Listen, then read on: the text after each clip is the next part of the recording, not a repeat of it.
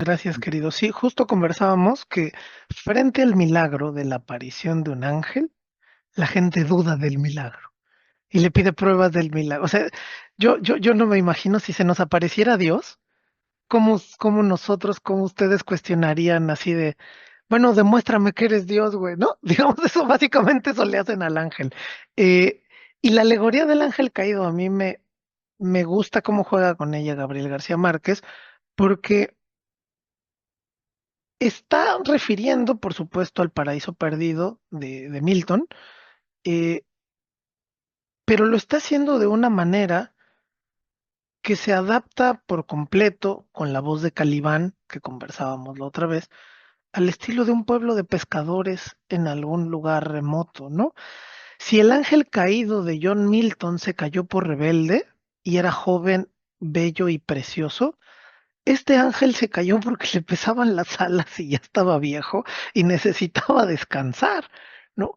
Y en vez de ofrecerle un vaso con agua y galletitas, lo metimos en una jaula, un gallinero y un circo, ¿no? Y en vez de decirle, oye, ¿por qué no nos cuentas sobre el infinito? ¿No? ¿Por qué no nos prestas tu Aleph para ver el universo a través de tus ojos? No, no, que se ponga ahí a quitarle el polvo a las mesas de la pescadería. Es una delicia. Amigo Víctor, adelante. Gracias. Pues solo pienso que en la tradición occidental, por ejemplo, de la literatura maravillosa, fantástica o de lo extraordinario, el milagro resulta ser siempre un asunto propagandístico. Es decir, el milagro requiere de la propaganda para difundir el tema de, precisamente de lo milagroso, de la maravilla que está operando. Y en el tema del cuento de García Márquez, en realidad lo milagroso, es decir, el milagro que está ocurriendo, que yo cuestiono realmente si es un milagro, pero el hecho que esté un ángel, un ser preternatural, pues termina siendo un poco esta idea de no creo en el milagro como tal. Es decir, se subvierte un poco este asunto de, de lo que sucede en la teoría de lo maravilloso desde el punto de vista occidental. Esa es la parte. Y la otra es que, pues, ¿cuáles son nuestras expectativas o cuáles son las expectativas de la gente ante el milagro? Es decir, ¿a quién estás esperando como redentor? Es decir, ¿por qué cuestionamos lo que aparentemente no debería de cuestionarse? Esta parte de los miles o cientos o no sé cuántos cangrejos había en la casa, pues quizás es una realidad que se vive realmente en los pueblos de pescadores, ¿no? Es decir, es como estar parado de pronto en un hormiguero y ver que hay no sé si miles o millones de hormigas. Y es decir, eso es una realidad cotidiana para el mundo latinoamericano. Ahora, cuando pensamos en Latinoamérica, adelante Anita, la manita de Mira, Anita, adelante. veo que tienen distintas opiniones del ángel. El ángel, y tenemos además la cultura de si eres ateo, si eres creyente, tenemos mucha cultura que va en contra, o sea, somos una cosa rara como pensantes, ¿no?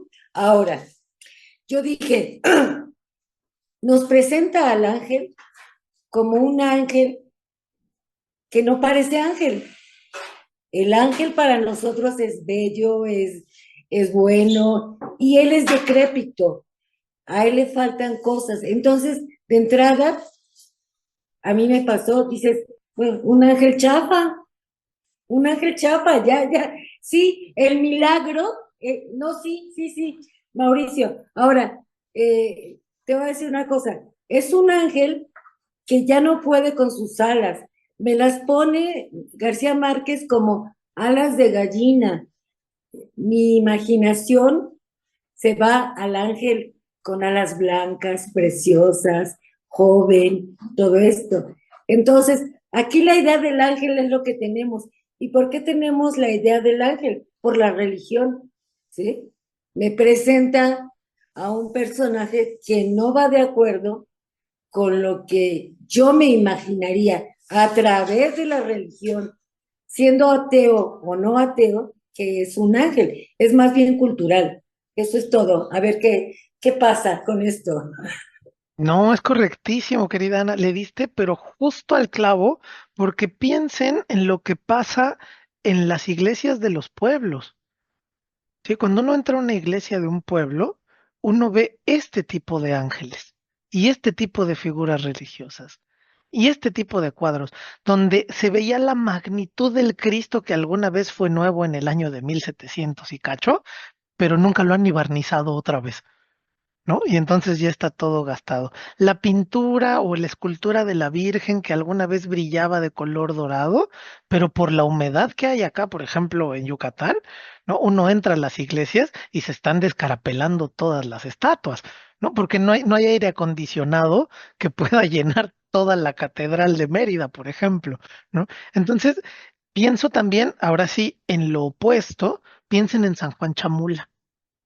San Juan Chamula es un fenómeno interesantísimo porque dentro de la iglesia católica se hacen rezos en maya a entidades que son semejantes a santos, pero que no son necesariamente de esa tradición, ¿no?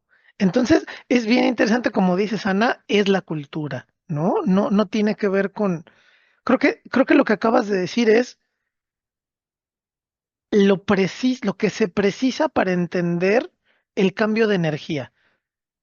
A nosotros nos viene dado el mito eurocéntrico de lo judeocristiano, pero en América necesariamente se transforma, ¿no? Se entremezcla con las condiciones de vida y lo que resulta es completamente otra cosa. ¿Dónde está mi ángel maravilloso con alas blancas que me va a arropar? Pues no. Usted tiene un ángel con las alas enlodadas y si quiere ahí lávelo y si no, échelo al gallinero. Es extraordinario. Víctor,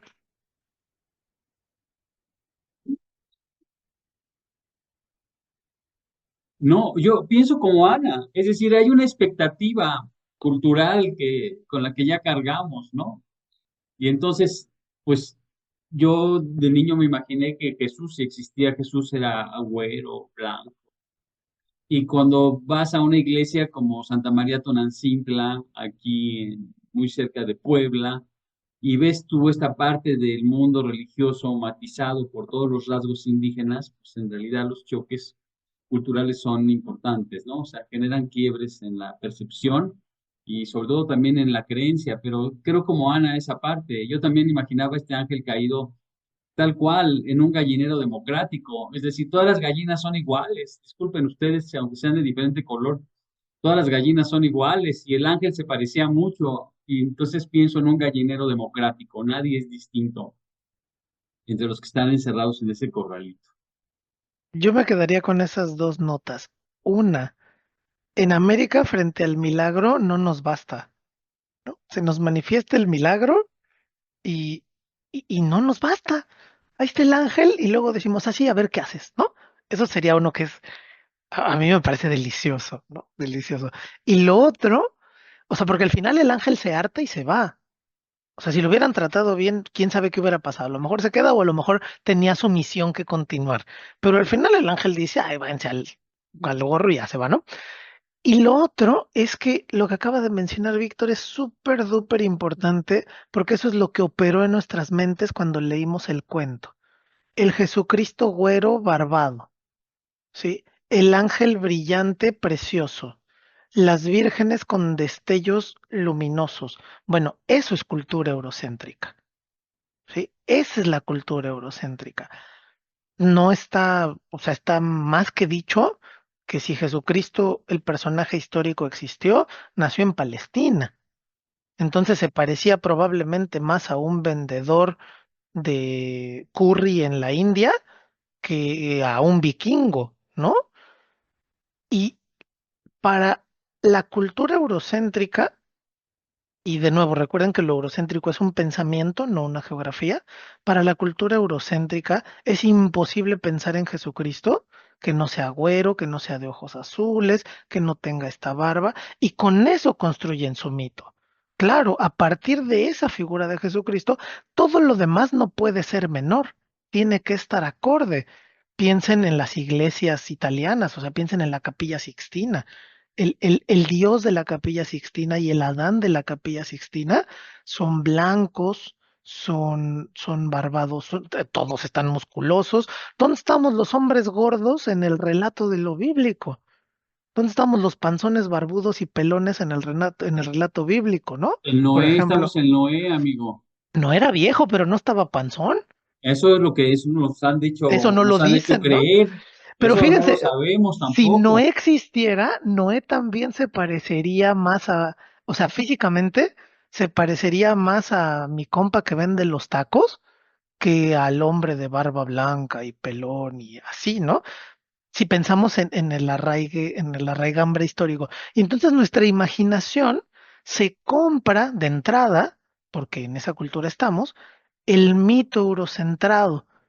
Y cuando vemos un milagro que no forma parte de ese mito eurocentrado, pues lo cuestionamos, ¿no? Lo cuestionamos y como el padre Gonzaga, lo rechazamos, ¿no? Él como que quería escribir al Vaticano, a ver si sí, a ver si no, pero al final decidió que ya no, ¿para qué escribía si ni iba a ser cierto? ¿No? ¿Para qué perdíamos el tiempo? Y entonces es increíble porque lo que pasaría bajo la estética, ojo, bajo la estética, no estoy hablando de ética, lo que pasaría bajo la estética de lo real maravilloso es que vemos el milagro y si no está bello, pues hay que se quede con las gallinas. ¿Sí? Querido Nelson, ¿quieres intervenir? Sí, también podemos, ahorita que estoy pensando una comparación de la misma conducta que se tuvo cuando apresaron a Jesús y se burlaron de él y lo humillaron, prácticamente es la misma similitud con el ángel que hace la gente, ¿no? O sea, vuelvo a lo mismo. Tenemos que sacar esa cuestión de buscamos un milagro y ay, la mancha en el metro Hidalgo y es la Virgen, ¿no? Y cuando tienes algo así tangible, ahí sí lo cuestionas, porque a lo mejor, es muy fácil, ¿no? O sea, no sé, pero sí es totalmente cultural. Es verdad, frente al milagro lo rechazamos y frente al no milagro lo inventamos. Víctor,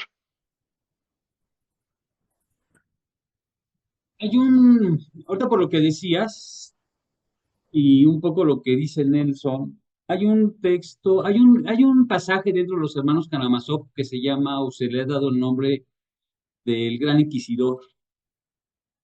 Y me parece que hay una especie como de cierto guiño también en la figura del sacerdote que aparece en el cuento de García Márquez, como una figura de poder, es decir, la letarga, retarda, no investiga, no acepta. En el Gran Inquisidor, en un momento de 1400 no sé qué, en la plaza pública española, desciende Cristo, ¿no? Baja Cristo en el momento en el que están quemando un montón de herejes. Y el gran inquisidor, esta figura religiosa central, lo cuestiona y le dice, no, tú ya no tienes nada que hacer aquí, tú ya tuviste tu oportunidad. Y entonces hoy el mundo le corresponde a otro tipo de personajes, por ahí va. Entonces, no sé si esta figura del sacerdote que cuestiona el milagro, él mismo cuestiona el milagro, ya no la gente común, sino él lo cuestiona, y retarda mandando esta noticia al Vaticano o a Roma, donde además retardan intencionalmente el milagro, como que hay un ejercicio de poder ahí interesante en el cuento que se da y me recuerda un poco a esta figura del gran inquisidor, ¿no? El gran inquisidor le dice, es que tú ya tuviste tu oportunidad, ¿no? Cuando te pidieron que convirtieras las piedras en pan, no lo quisiste hacer. Cuando te pidieron que te tiraras de tal altura del monte y que Dios iba a impedir que tu cuerpo tocara el suelo, tampoco lo quisiste hacer. Y cuando te pidieron que resucitaras a fulanitos, tampoco quisiste. Entonces tuviste tu oportunidad de ser aquí el gran líder. Hoy el gran líder es otra figura en el mundo. Entonces es simplemente una referencia por ahí, una digresión que me viene a la mente con este pasaje del Gran Inquisidor de Dostoyevsky, por si alguno de ustedes quiere darle seguimiento después. Nada más, Mauricio. ¿Quieres perfecto. Pues continuamos? vamos a pasar al tema entonces que hemos dejado soslayado eh, por ahora, pero ya es momento de tratarlo, el problema del realismo mágico. ¿Por qué este curso se llama Lo Real Maravilloso y no se llama realismo mágico? Este es un tema teórico, es un poco, diría, espeso, no tanto como otros que hemos tratado, pero igual les pido su paciencia. Igual y me interrumpen cuando quieran, solo que les pido su paciencia para desarrollar la idea, porque no es solo un dicho, ¿no? No, no es algo que yo pueda solo decir y ya. Hay un señor que se llama Franz Ro. no sé cómo se pronuncia su apellido, es alemán, el apellido es alemán, no sé si es Ro, tengo idea. Se llama Franz Ro. Y él es el primero que utiliza el término de realismo mágico. Y él cuando se refiere al realismo mágico, él se está refiriendo a una cosa muy particular. Él se está refiriendo a cómo a través de la...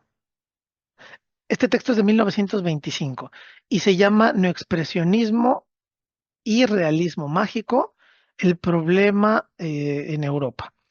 Y él lo que dice es que el realismo mágico es una forma de arte que muestra la realidad de una manera mágica. Ojo, ojo, que muestra la realidad, tenemos la realidad, de una manera mágica. El sujeto es realidad, el calificativo es mágico, ¿sí? Sin distorsionar los objetos, sino presentándolos con una claridad fotográfica que revela su magia inherente. Es decir, los objetos son tan bellos que si tú los representas con la realidad de la fotografía, te muestran la magia inherente que tienen. Y una cita muy importante de este texto es, parece que este paisaje de ensueño fantástico ha desaparecido por completo y que nuestro mundo real vuelve a emerger ante nuestros ojos, bañado en la claridad de un nuevo día. Les voy a mostrar qué paisaje es.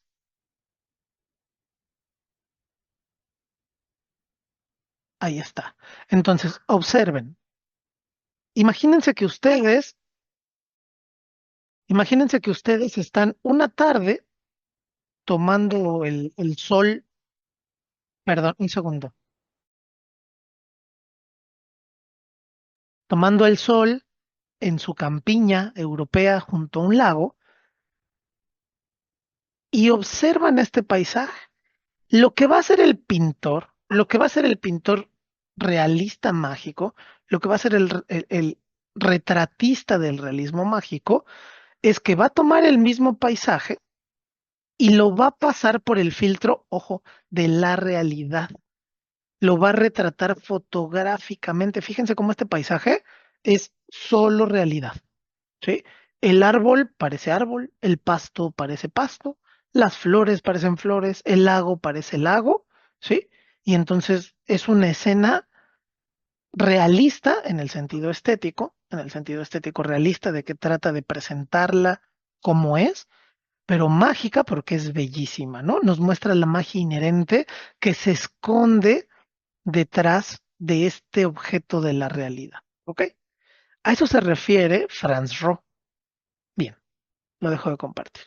Entonces, tenemos por una parte el, aquí está, por una parte tenemos el realismo mágico de Franz Ro. Listo. Y entonces esto se refiere al neoexpresionismo o como le llaman también, o una corriente alternativa que sería también el impresionismo.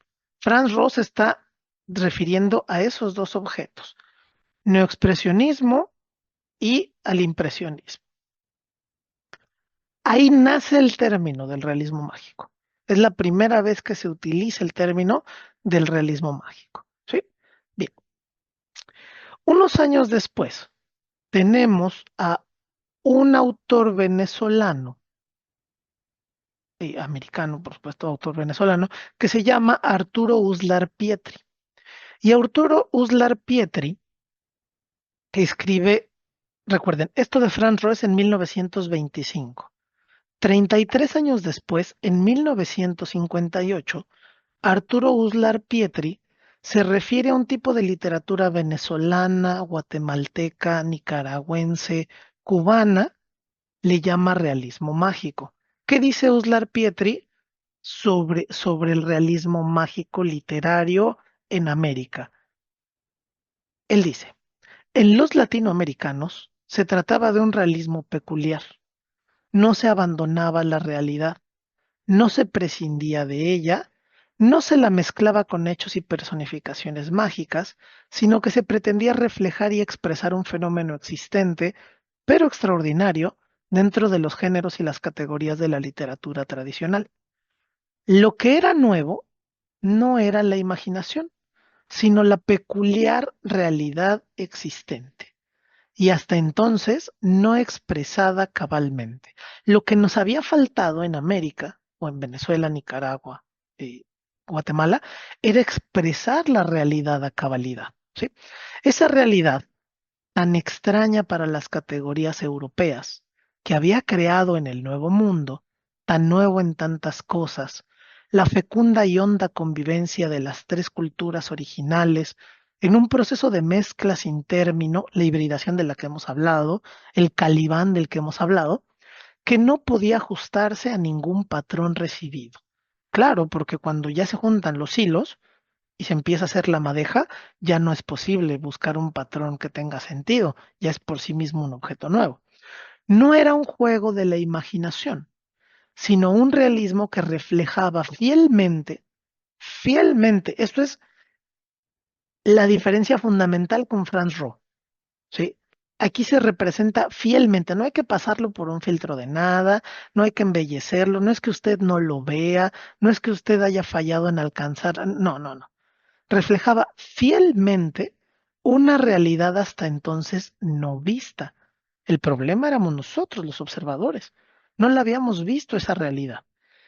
Una realidad contradictoria y rica en peculiaridades y deformaciones.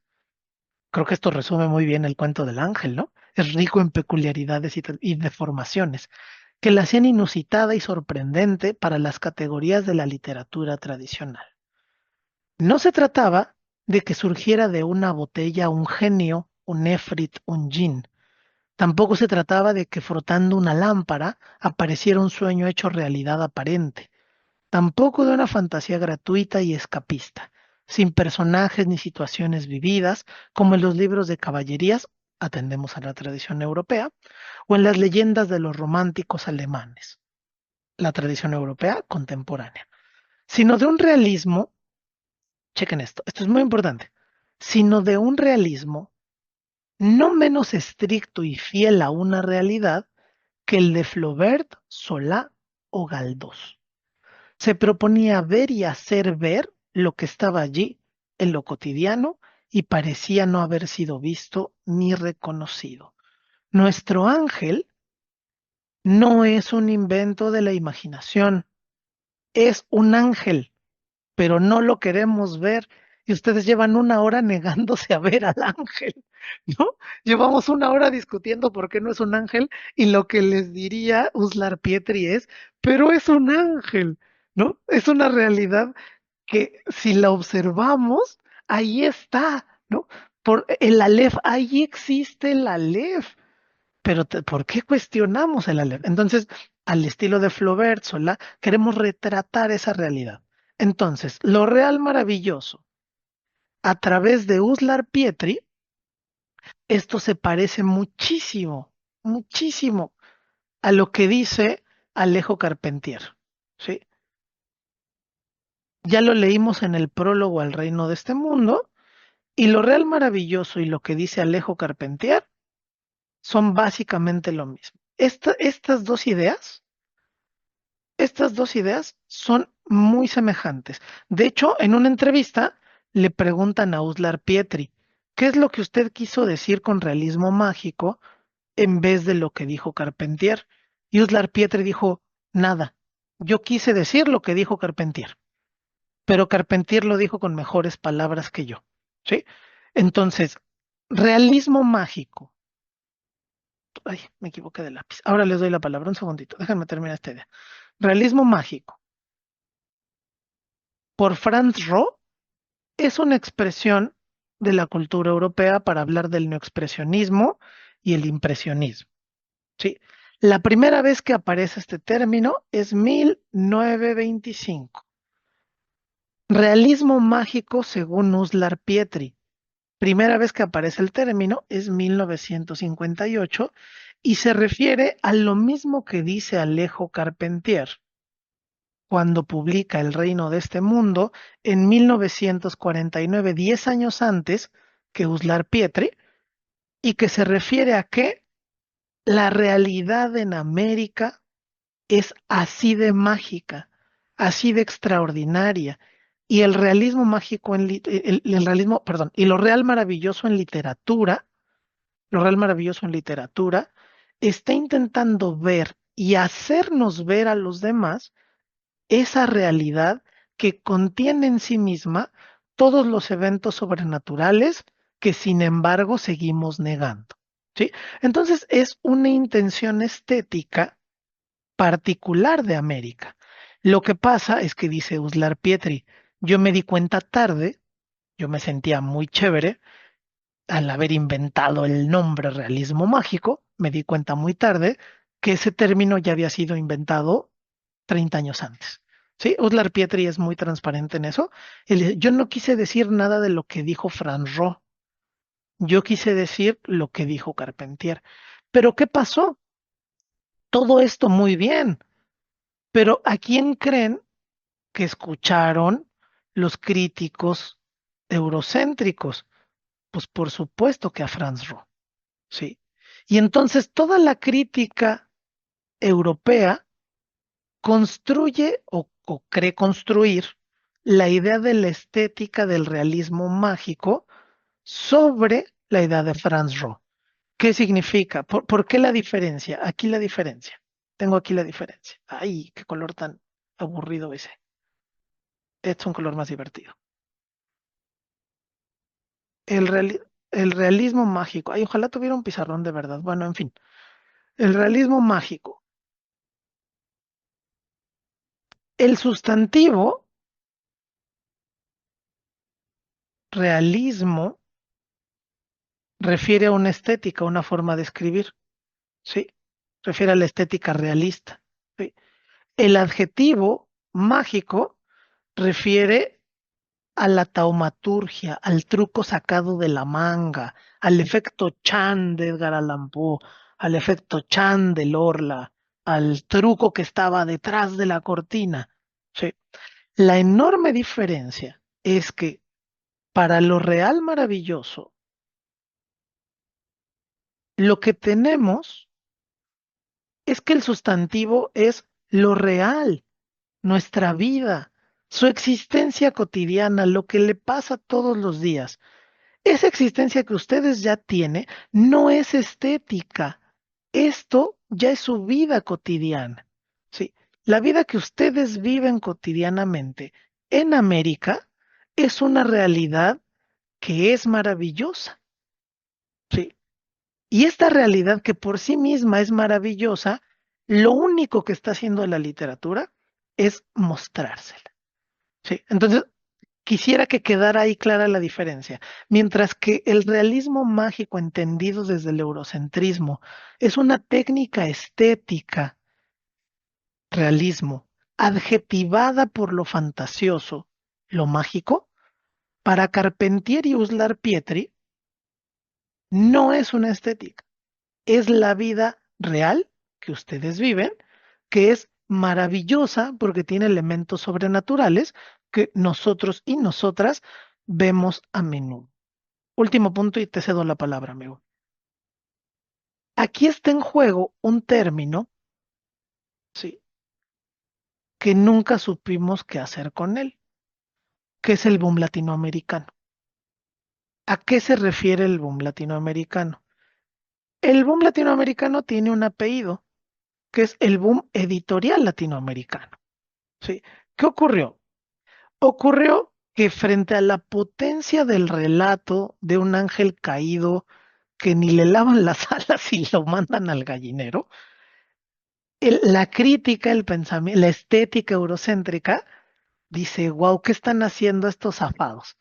Y entonces la crítica eurocéntrica, por primera vez en la historia de la humanidad, voltea a ver qué se está haciendo en América y empieza a hablar de lo que se hace en América. Y le gusta lo que se hace en América.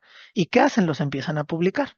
Publican a Cortázar, publican a Borges, publican a Rosario Castellanos, publican a Octavio Paz, publican, etcétera. Y entonces, este boom publican a García Márquez, les encanta García Márquez, y entonces, ¿qué ocurre? Que hay un boom editorial latinoamericano desde el pensamiento eurocéntrico. ¿Sí? Los franceses lo ven, los españoles lo ven, los alemanes lo ven y hacen todas las traducciones, todas. ¿Dónde se publica todo esto? En España también, en Argentina, en Chile, en Uruguay. Digamos, el boom editorial se da en todo el mundo, pero se da a partir de que la crítica eurocentrada valida esa estética como importante para el bien común, ¿no? Digamos, cuando está publicando Alejo Carpentier su libro del reino de este mundo, el boom latinoamericano todavía no es una cosa. Él no está dentro de este boom latinoamericano. Es hasta Gabriel García Márquez, hasta Carlos Fuentes, hasta Elena Poniatowska, que se observa que es toda una constitución estética que ahora sí tiene que ver con la geografía. Digamos, tenemos el ángel tropical en Colombia, ¿no? El de García Márquez, ¿sí? Y entonces, a las editoriales, a los críticos les empieza a interesar y por eso tenemos el boom latinoamericano. Por eso luego se confunden estos términos, ¿sí? Luego ustedes los pueden mezclar como quieran. Digamos, no hay ningún problema con que los mezclen porque son solo lupas sobre las cuales observar el mismo objeto. Voy a poner aquí, este objeto aquí en color cafecito es Aura. Y este objeto aquí en color verdecito es 100 años de soledad. Y este objeto aquí en color azulito es el Aleph. Y este objeto aquí en moradito es, ¿qué otro texto leímos? Es Amparo Dávila. ¿Sí? Bien. Esos son los objetos, que son como son, no, no, ya los leímos, ya los conversamos y son como son. Ahora, ¿yo qué nombre les quiero poner? Bueno, yo quiero hablar de ellos como boom latinoamericano. Bueno, es una lupa y si usted los pone en contraste con eso, le dirán algunas cosas a esos objetos. Yo les quiero decir real maravilloso. Bueno, es otra lupa y si usted los quiere poner en contraste con ese objeto, tendrá otros datos. Yo les quiero decir realismo mágico según la crítica eurocéntrica. Bueno, pues les dará otros resultados. Es como intentar leer la poesía de César Vallejo desde París o intentarla leer desde su chocita en Perú.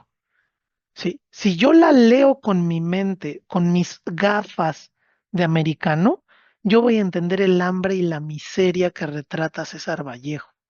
Si yo la leo con mis lentes de europeo, de nuevo, no geográfico, en pensamiento, si yo la leo con mis gafas eurocentradas, voy a entender una realidad totalmente ajena a mí, que es totalmente inconcebible para que el personaje que vive en París y que lidia con los Catrines y los Rambo del mundo, una choza como la de Vallejo, donde falta el pan y donde se sufren las penurias cotidianas, es muy ajeno. ¿Sí? Entonces, nuestros objetos, nuestras obras, son como son.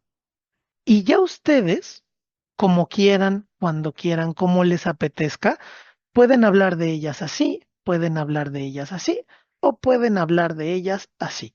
Son lupas distintas sobre las cuales pueden irle poniendo en tensión y dependiendo la lupa con la que le observe, me dirá cosas diferentes.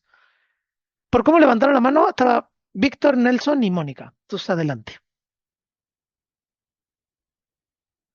¿Estás muteado, amigo? Podemos quitar tanto el pizarrón, querido. Ahora lo hago, dame un segundito.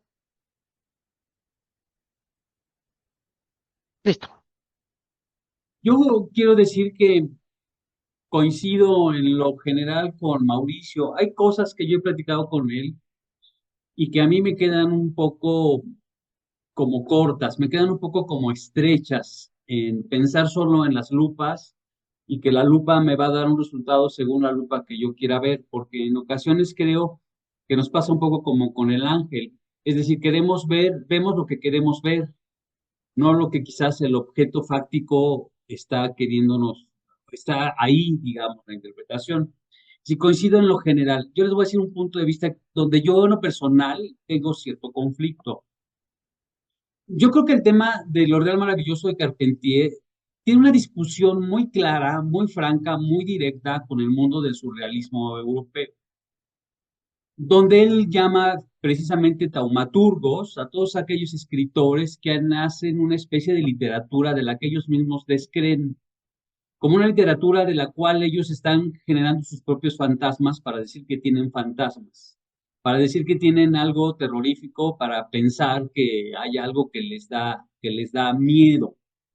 Cuando plantea el tema de Franz Roh, yo creo que Franz Roh también está hablando, sí, de un tema de una especie de pintura mimética, pero el hecho que Franz Roh esté planteando también un tema con la pintura posexpresionista, me parece que también está haciendo una discusión en torno de una serie de vanguardias, donde quizás, como decía Ortega y Gasset, ya se va perdiendo un poco este sentido mimético, queda algo más figurativo y es un poco sobre lo que Franz Roh también en algún momento está tratando como de apuntar con lo de realismo mágico. Les ponía yo una cita aquí en el chat donde dice, desde que la máquina ha sido investida de un valor estético, entonces hay una nueva concepción del mundo. Es decir, por supuesto que este sentido de la realidad de Pérez Galdós, de esta realidad mimética, pues queda trastocada completamente desde el punto de vista de la vanguardia, porque ahora es el ruido, la velocidad, la estridencia, la luz eléctrica, es decir, hay una serie de cuestiones que vienen a plantear una estética distinta. Creo que, al igual que Carpentier, creo que Franz Roh está focalizando un poco la mirada sobre una serie de estéticas nuevas que sí vienen a cambiar el asunto. Esa es una de las cuestiones que yo quería decir desde el punto de vista de lo que Carpentier o Franz Roh están quizás entablando un diálogo o discutiendo con una parte de la cultura. La otra cuestión es que yo creo que Carpentier, no solamente en el reino de este mundo, sino también en los pasos perdidos, él está planteando un tema de lo real maravilloso desde un punto de vista de una naturaleza exuberante, de una naturaleza que aparentemente no existe en ningún otro lugar. Creo que Carpentier no niega que exista en otro punto, aunque él se está focalizando solo al fenómeno de América Latina. Yo quiero pensar si la primera vez que algunos hombres no vieron los elefantes de India o de África, pensaron que esa era una realidad maravillosa, ¿no? O algo de lo real maravilloso, la selva, es decir, que se puede presentar en otros contextos, también podría caer dentro de esta categoría, pero creo que Carpentier lo está planteando desde el punto de vista de latinoamericana y ese es el punto de arranque que me parece sumamente importante. A mí donde me queda un poco en duda el desarrollo de Carpentier y respecto de que sí hay una especie de diferencia con lo que sería el realismo mágico, yo quiero pensarlo desde el punto de vista en que dónde quedan obras quizás como Hombres de Maíz, como Hombres de Maíz, o dónde queda, por ejemplo, Pedro Páramo, donde ya no me ajusta un poco la teoría de Carpentier aplicada al reino de este mundo o a los pasos perdidos. Es decir, si hay una especie de matiz, de cierta diferencia respecto del realismo mágico, respecto de lo real maravilloso carpenteriano.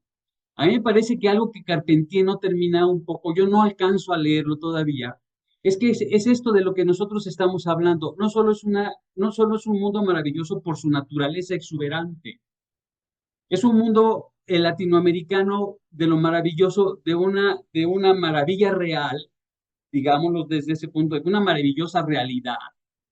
Porque así como la naturaleza es exuberante en América Latina, también la idiosincrasia de la gente que vivimos aquí tiene que ver con esa parte que se le escapa a Carpentier, que ya no termina poco por retratar. Y es ahí donde para mí tiene productividad el tema del realismo mágico, que se fija más en una serie de cuestiones como Pedro Páramo, donde hay una descripción de Comala, más allá de la que se parece a un infierno. ¿Sí me explicó? Es decir, la muerte es un tránsito natural de una persona hacia la otra vida de ultratumba que no se cuestiona. esa parte de la idiosincrasia, esa parte del pensamiento, yo creo que es de alguna manera lo que trata de retratar estéticamente, de tratar de hacer lo que decía García Márquez, hacer creíble una realidad, es decir, el trabajo radica en hacer creíble una realidad, en proponer ese tipo de tránsitos o de pasos de un lado hacia otro. Es ahí un poco donde yo quizás difiero un poco de Mauricio, es un punto de vista personal, simplemente son visiones distintas, pero efectivamente, pues se puede o no obtener resultados a partir de la lupa con la que lo veas, ¿no? Ese sería por esa parte. Por ejemplo, pienso en los recuerdos del porvenir. Isabel Moncada se convierte en una piedra. ¿Cómo era la piedra? ¿Cómo era el mundo de la época cristera en México? No hay un retrato carpenteriano de lo real maravilloso, pero sí hay una nota más cercana al tema quizás donde se matiza para mí el mundo del realismo mágico. Es decir, que Felipe Hurtado y Julia terminen por caminar bajo la lluvia y no mojarse, por huir del pueblo de una manera en la que parece ser que salen volando, esa parte naturalizada en la literatura como algo normalizado en el continente americano es quizás el guiño que nos está proponiendo un poco lo real maravilloso. Pero bueno, ese es un punto de vista muy personal. Simplemente quería yo compartirlo con ustedes. Adelante, Nelson. Está bien, amigo, sigue negando el milagro. Vas, Nelson. Gracias. Yo tengo una duda. En esta historia, de los recuerdos del porvenir de Elena Garro, eh, según está considerada como una precursora del realismo mágico, ¿no?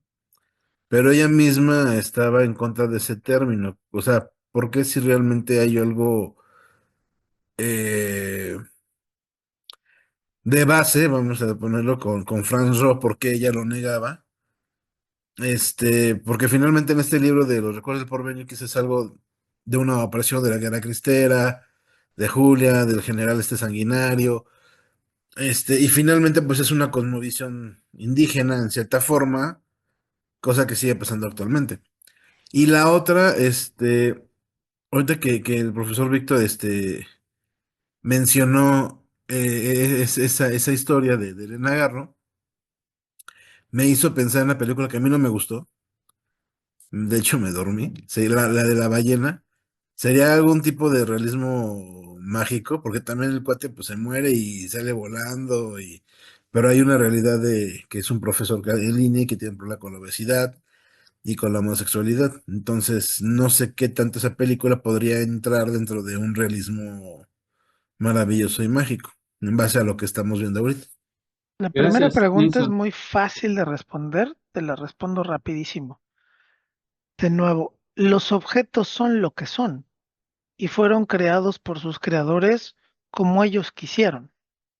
¿Sí? Ellos no estaban pensando, cuando un autor escribe, una autora escribe, no sabe casi nunca cómo va a ser recibido su documento.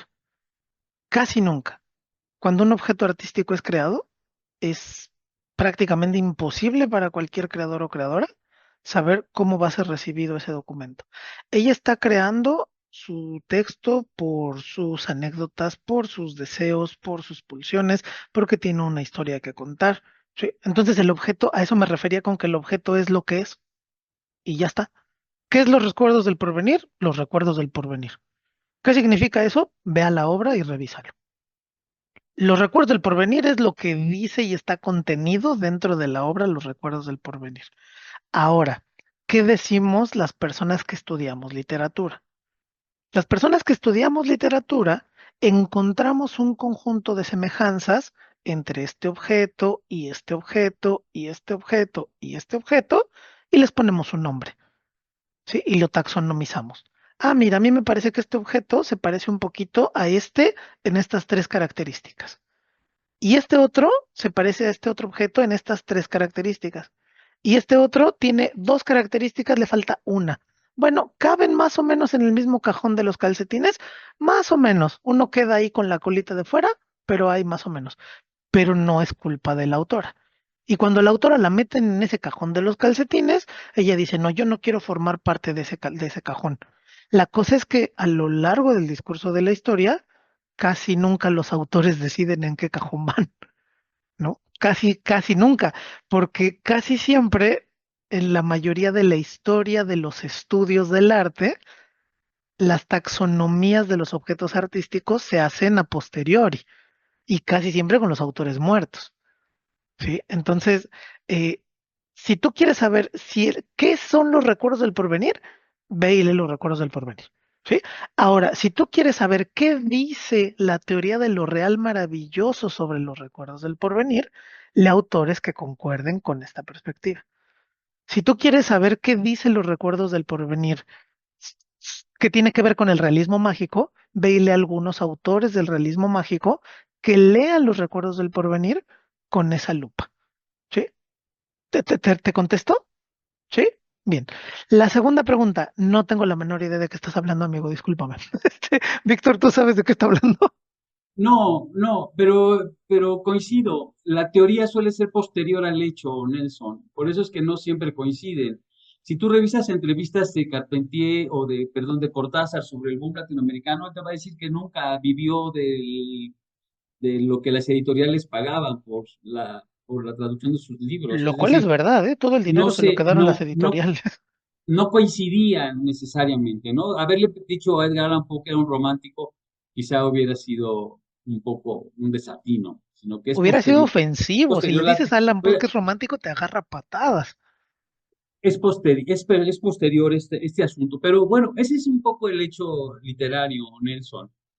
Por eso decía, yo coincido con Mauricio en lo general, hay cosas donde yo no estoy tan seguro, pero, pero voy a remitirme un poco a mi seguridad y no a la soberbia, entonces simplemente pienso que hay cuestiones ahí que se van matizando, ¿no? Creo además que cada obra, es decir, no a todas las obras se les puede cargar siempre la misma teoría. Es decir, hay obras de Borges que quizás se han visto tradicionalmente desde el punto de vista de la literatura, de la crítica todoroviana, y que no siempre se ajustan. Entonces, no todos los libros de Garros son realismo mágico. No todos los libros de Carpentier son lo real maravilloso. Entonces, yo creo que cada libro, sí, en el hecho, requiere una teoría particular, requiere una revisión particular. Y los riesgos son que de pronto se le imposta una línea de análisis que quizás está falseando una realidad o nos va a dar un dato que a lo mejor no va a ser tan exacto, pero pues finalmente creo que en la parte de los estudios culturales esas cuestiones se enriquecen y nos van mostrando los problemas humanos fundamentales con los que vamos lidiando con la literatura, con la filosofía, con la pintura, con el arte en general. En ese sentido creo que va a esa discusión. Y en este punto, estimado Mauricio, pues creo que estamos Mónica, ya pero, no, prácticamente... Mónica quería decir Adelante, alguna cosa. perdón. Espérame. Mónica, perdón por la manita. ¿Sabes cuándo no sale la manita? Cuando tienes activado el chat. Si desactivas el chat, Ya no importa, yo ya Sí, voy a ya, vivir ya, así, ya, voy a ya, vivir sí, así. ya. está bien. No, Ya, me quedó es más, ya me voy. esta parte del realismo mágico, como lo explicó Mauricio, en cuanto sustantivo y adjetivo, me quedó muy claro. Tal vez el ejemplo de la pintura pues no es tan claro porque, bueno, neoexpresionismo refiere a otro término, tal vez sea una cuestión, Mauricio, de traducción, y el impresionismo ya en el 34, pues desde luego que no. Pero esta idea del realismo y ser figurativo se entiende perfecto en cuanto a después el adjetivo que es lo mágico. Tenía una pregunta y me disculpo si ya la habían visto porque me enteré ayer que ya tuvieron otro curso de este. ¿Cuál sería entonces la argucia literaria eh, comparativamente entre Gregorio Samsa y el Ángel de García Márquez? ¿Cómo opera entonces ahí el realismo mágico si es que opera? Mauricio o Hugo. Yo pienso que en el caso de Samsa no opera el tema quizás del realismo mágico. A mí me parece que en el caso de nuestro querido Gregorio, más bien hay un intento literario por presentar, por jugar con la teoría clásica de lo fantástico y lo maravilloso, pero en realidad creo que la obra nos lleva por los caminos psicológicos del personaje que lo hacen como un día sentirse tan deshumanizado que la alegoría es la de la pérdida de la humanidad, ¿no? Es decir, no solo mis rasgos humanos físicos, sino también el tema de la pérdida del lenguaje, que es lo que realmente me acerca con mis congéneres en ese sentido. Pero yo no leería, quizás yo en lo particular, no leería a Gregorio Samsa como realismo mágico. ¿Cuál sería la luz? O sea, es una gran metáfora de cómo te sientes solamente. Es una gran metáfora en el sentido de una literatura entre las guerras mundiales, en un momento europeo quizás de devastación ideológica, donde hay un sentido de alienación completa por parte del personaje, ¿no? Yo un poco así lo vería. El tema de decir que hoy amanezco convertido en escarabajo, bueno, pues es el tema de quizás de la pérdida del sentido de lo humano, pero no lo vería yo. Me costaría también trabajo verlo desde el punto de vista de la teoría todoroviana, de si es maravilloso, fantástico o extraordinario. Más bien, Gregorio Samsa me va llevando por caminos psicológicos sobre por qué puedo explicar esa transformación, esa metamorfosis. Sí, Cuando yo sí. voy tratando de leer lo real maravilloso o el realismo mágico, creo que más bien hay un intento por explicar una cultura en el sentido de cómo se está pensando. Ahí un poco estaría parte de lo que yo podría contestarte sin tener la última palabra.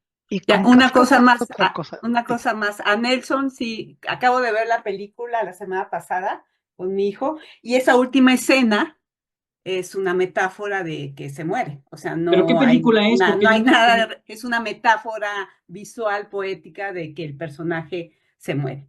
¿Qué Es lo película que... es? La ballena, Ah, sí se llama La ballena. increíble, Sí, increíble, la sí. ballena. Ah, Sí, la me de gustó. Es la del Brendan personaje que Fraser, engorda. claro, claro, Ah, claro, Sí, no, ya. no la he visto.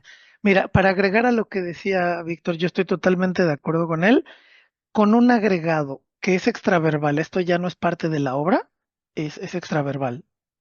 Kafka en sus cartas, esto lo tendemos a hacer mucho en la crítica literaria y los que estudiamos los objetos artísticos, como endiosar a los autores, como si fueran unos cráneos gigantescos superiores a nosotros, y en realidad pues, son bichos semejantes a ti y a mí, somos el mismo animal, ¿no? Fundamentalmente somos el mismo animal. Unos nos dedicamos a cortar madera y otros nos dedicamos a escribir, pero somos el mismo animal.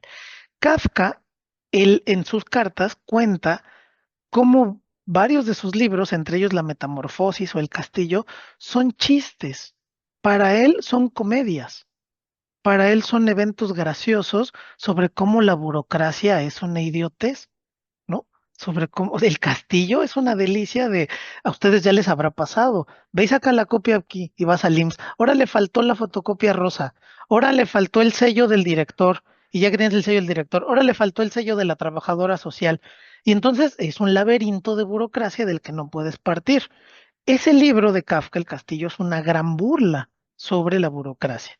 La metamorfosis es una gran burla sobre esa sensación de cómo la Europa de ese momento, o él y sus amigos, por no decir la Europa, pero como él y sus cuates, pues todos se quejaban de que se sentían cucarachas y seres, o sea, ya no eran humanos, ya todos eran bichos.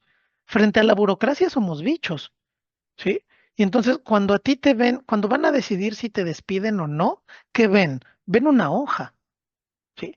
Y ven una hoja con tus números, y ven una hoja con tu liquidación. No van y hablan contigo a ver qué te pasó, a ver cómo te sientes, a ver cómo estás, si tu familia necesita algo, no. Ven tu hoja. ¿Sí? Entonces, Kafka lo que está haciendo es retratar la crueldad, ¿no? De un estilo de vida que se está empezando a burocratizar, porque recuerden que la burocracia no es eterna, la burocracia no existía antes del siglo XX o no en su medida actual. Y entonces él dice, a ver, frente a un personaje que un día amanece y se siente hecho pomada y se siente como una vil cucaracha, como nos sentimos las personas, ¿qué haría el mundo? ¿Cómo respondería el mundo? Ah, pues con una crueldad brutal y espantosa. Y entonces es un humor muy ácido de o sea, de la Europa de entreguerras, ¿no? Pero no está haciendo nada así. eh, Él no está siendo poético, él está siendo como ácido cárstico, ¿no? Así como como rasposo. Yo tampoco lo vería como parte de las argucias de lo sobrenatural. No es un evento sobrenatural levantarse sintiéndose como cucaracha, es una metáfora de un mal día que todos y todas hemos tenido. Ahora, el hecho es que sí se levanta como una cucaracha en la obra. Es decir, ahí está un poco, yo creo que esta parte de la riqueza de la literatura y del conflicto. Yo, ahorita que estaba diciendo eso, Mauricio, yo pienso que por un lado está el tema del autor, ¿no? Entonces, si queremos ver qué dijo el autor sobre su obra, ahí hay un punto de vista. Otro es lo que el narrador dice sobre lo que pasa en la obra, y otro es lo que el lector valida de la obra. Pero entre el autor, el lector y el narrador está la obra, que siempre nos da este reto un poco de lo que nosotros validamos desde algún punto de vista, ¿no? Y Coincido, una cosa más, coincido. en esa cadena, una cosa más. Otra cosa es con lo que se queda la época sobre la obra. Después del romanticismo, ustedes tienen que saber que el Quijote es una comedia. ¿Sí? La gente que leía el Quijote era para morirse de la risa, porque se estaba burlando de todo, de todo, de todo, de todo. Era una comedia gigantesca con algunos matices, obvio, pero se estaba burlando de las condiciones estéticas y éticas de la época. Pero pasado el romanticismo, los románticos leen el Quijote y se quedan con esta idea de no, y los molinos de viento, y sigue tus sueños, y cabalga, y no importa, y enfréntate a ellos. No, así. Destruyeron la idea del Quijote porque traspasaron la lectura del Quijote por una lectura propia, por una lupa propia. ¿Y con qué nos quedamos ahora? Con que el Quijote es casi sagrado y que es de difícil lectura y que es una obra súper alta, ¿no? Cuando en realidad jamás, jamás en el siglo XVI, jamás en el siglo XVII ni XVIII el Quijote hubiera estado en una biblioteca, ¿no? Pertenecía a los puestos de periódicos, a la biblioteca del tío Ricachón, ¿no? Pero no a una biblioteca. Y ahora tiene estas ediciones anotadas de la academia, ¿sí? Entonces, un punto más de esa cadena es con qué se queda la época sobre las obras. ¿No? Ahora sí, amigo, lo que querías tocar, Pues perdóname. yo pienso que en esta a esta altura del partido, nos quedan unos minutos y a mí me gustaría quizás, no sé, no dejar fuera a Mariana Enríquez. Es decir, me parece una literatura con una propuesta muy, muy interesante desde el punto de vista de lo que está planteando como terror, como horror. Me encantó, por ejemplo, el asunto este del cuento del desentierro de la Angelita, que mencionaba, por ejemplo, a Big Morrow y a la serie esta de televisión de guerra combate. Me parece que hay un anclaje respecto de el trabajo con la literatura de horror mezclada con la más terrible cotidianidad, no en el sentido general, sino realmente quererse insertar en la vida íntima de quienes vimos combate en los años 70 seguramente, porque es una serie mucho más antigua. Pero por ahí habría unos comentarios, yo no sé si alguien quiere hacer algún comentario sobre el desentierro de la Angelita. Me parece que pues valdría la pena no dejarlo pasar, sobre todo por el esfuerzo de lectura que ya hicieron, pues ustedes, si hay algún comentario sobre el texto, pero también me gustaría un poco ir anotando una especie de cierre del curso para conocer un poco sus impresiones. Entonces, lo dejo un poco para los dos lados, dejo la cancha ahí, para donde quieren patear el balón, para el lado de Angelita, para el lado del cierre del curso. Entonces, Sí, ustedes díganos. como siempre, nos gustaría escuchar sus comentarios de Y un lado o del otro, ¿no? O del cuento o del... díceselo como dice la de vecinos, díceselo. Adelante, Ana. Adelante, Anita. Bueno, yo tampoco conocía a esta autora. Leí el cuento que nos dejaron. eh, Está curioso. A mí lo que no me gustó fue la carne putefacta que va cayendo en pedazos y no sé qué tanto. Ahora, la niña, que era nieta, escarbaba, ¿sí? Escarbaba. Después me pasé, como nos mandaron el libro completo, a un cuento que se llama Cuando hablábamos con los muertos. Precioso, precioso desde el punto de vista que te da otra idea, pero ahí descubres un nuevo contexto. Chile de los años 70, Argentina de los años 70. Son lo que ahora, para mí, esta fue mi interpretación, son las buscadoras. Están buscando cuerpos. Es un contexto político y siendo la mujer tan joven, que a lo mejor pues sus padres pudieron haber vivido estas situaciones políticas, lo narra porque para ella es histórico. No sé más de su historia, pero está narrando un momento político a través de la historia cuando hablábamos con los muertos. Y Angelita, al estar desenterrando, ¿qué quiere desenterrar? El cuerpo, otro cuerpo. Y las niñas que juegan con la ouija quieren hablar con los muertos desaparecidos. ¿Y desaparecidos dónde? Pues en una época muy difícil. Ese es mi comentario nada más. Y es una aportación muy interesante, Ana, porque además habría que pensar que la mirada que tú estás poniendo tiene que ver también con una mirada de una mujer, ¿no?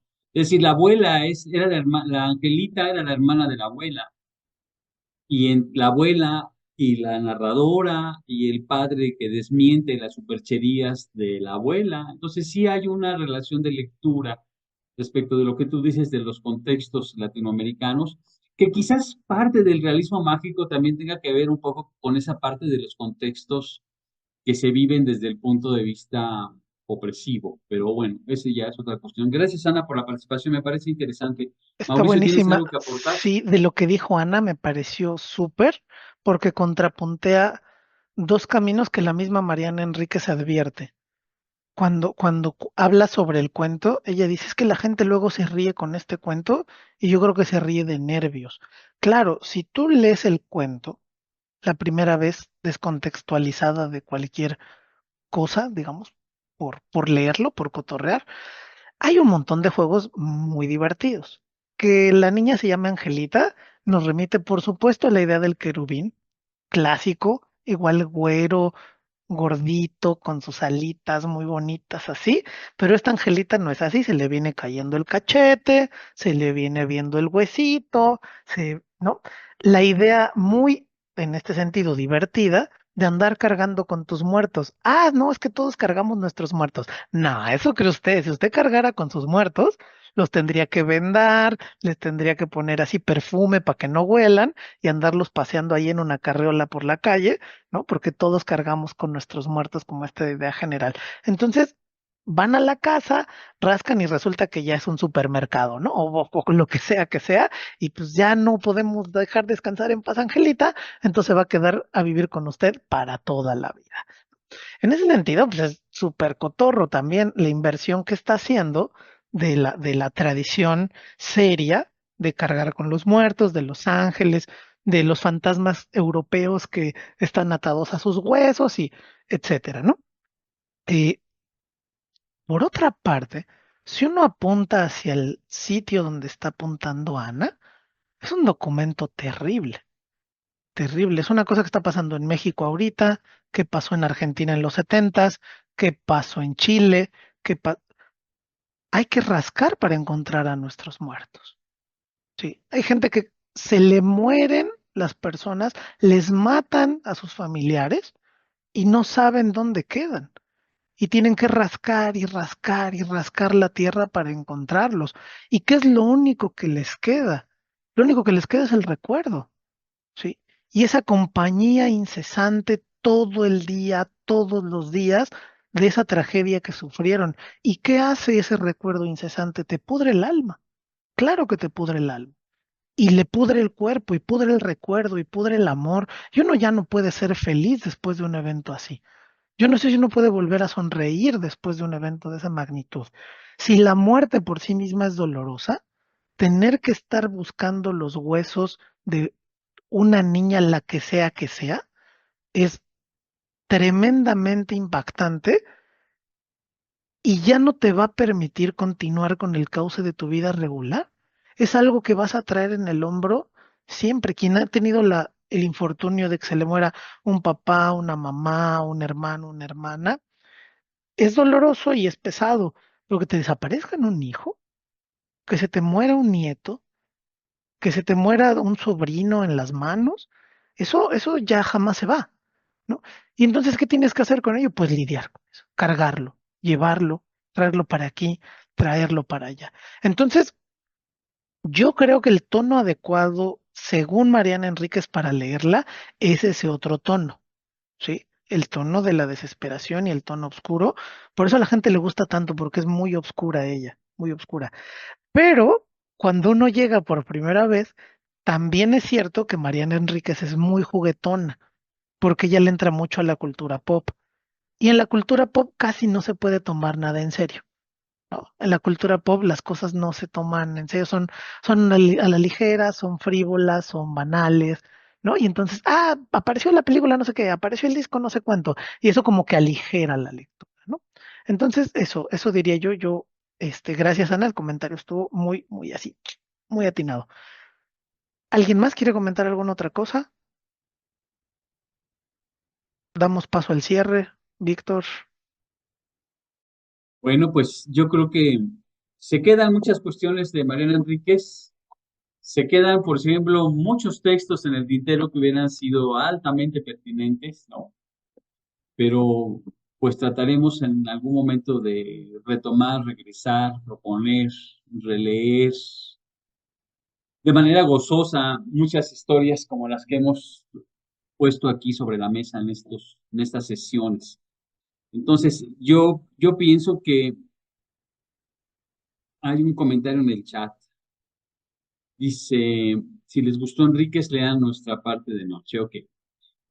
Pues algún comentario de cierre, antes de que nosotros hagamos un cierre, quizá es bueno un precierre, algo que ustedes quieran comentar. En el orden de la brevedad, pues para respetar los tiempos de ustedes, de su sabadito. Aquellos que están de este lado del continente, pues son entre las 11 y las 12, y los que están del otro lado del charco, pues ya les cae casi la noche encima. Entonces, Nelson y Anita, Pues yo, ¿Puedo? Perdón, espérame, perdón. Nelson, le damos la palabra a Ana y retomamos contigo ahorita. Adelante, Anita. Así nada más de rapidito. Queremos seguir con esto. Me imagino que todo el grupo, porque en las reuniones salen lecturas, lecturas, lecturas, y no nos damos abasto. Y nos están abriendo los ojos a muchas cosas, a nuevos escritores, por ejemplo, esta señora, ¿no? Entonces, bueno, yo nada más les pido a los maestros que se pongan a trabajar porque queremos más. Eso es todo. Tienen tanto que Muchas gracias, Ana. Adelante, Nelson. pues yo agradecerles a todos, por este curso, estuvo muy, muy padre. Aprendí mucho, tengo muchas lecturas por terminar. Este, tengo otra perspectiva desde el anterior. Me dejó un poquito más, mm, con mayor seguridad para saber cómo elegir una lectura y también cómo analizarla desde varios puntos, desde las lupas, como dice Mauricio. Les agradezco a todos y pues ojalá que tengamos algún desayuno algún día antes de fin de año. Gracias a todos. Cuando Mauricio nos invite allá a unos papazules o unos huevos motuleños, con todo gusto le caemos al desayuno. Me ponen en una tableta y con gusto les acompaño en su desayuno en la casa. Uy, en la Eso. casa de Toño se me antoja un pozole. Mira, hay un comentario acá en el chat de Jesús. Tienen tanto que compartir y comentar que tienen que continuar. Gracias, amigo. Gracias. Y por supuesto, bienvenidas y bienvenidos cuando se acerquen por acá. Aquí los recibimos con mucho gusto. ¿Alguien más que quiera decir alguna cosa final sobre el cierre del curso? Bueno, pues nadie quiere, es oportunidad a la una, oportunidad a las Ahora sí es, dos, hablen ahora o callen hasta el 2025. oportunidad a las Mira, Julio tres. llegó al Julio, final, mira, Julio adelante. llegó así tallándose, así como, adelante, amigo. nada, agradecerles el que nos compartan de la pasión con la que viven el tema. La verdad que ha sido muy iluminador para muchas historias y que sigan inaugurando puertos que muchas de nosotros estaremos ahí presentes seguramente. Un abrazo fuerte. Y en espera de los nuevos talleres. Gracias, carnal. Estimado Mauricio, te cedo la palabra. Pues miren, yo además de lo literario, me interesa, a ver, esto ya no tiene que ver con el chismecito literario.